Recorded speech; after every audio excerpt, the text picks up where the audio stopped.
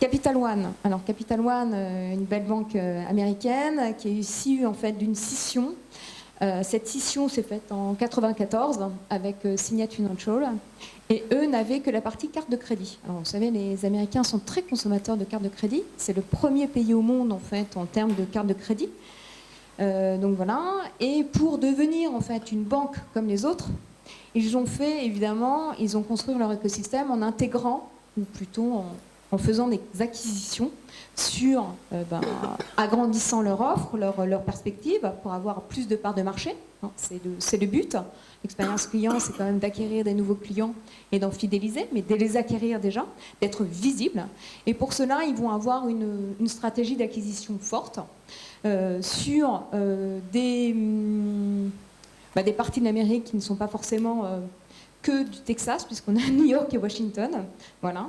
Ensuite, ils vont acquérir ING Direct pour la partie digitale, puisqu'ils sont que carte de crédit à l'origine. Et ils vont augmenter évidemment leurs agences. Ils vont aussi augmenter leur capacité d'offre avec des opérations carte bancaire, d'HSBC, mais aussi les activités financières santé en fait, de General Electric. Il n'y a pas que ça, hein. Je vous en ai mis quelques-unes. Il y a au moins 20 à 30 acquisitions en fait, de la part de Capital One.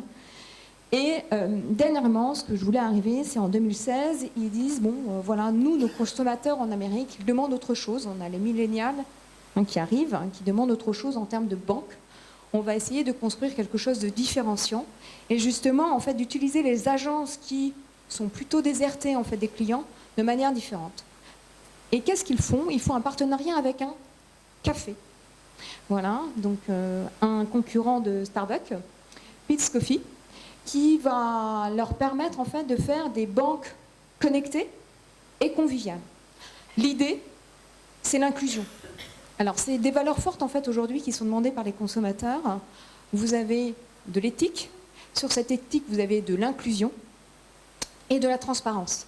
L'inclusion est très fortement demandée. Alors, je sais que ça, c'est plutôt mondial. Et voilà.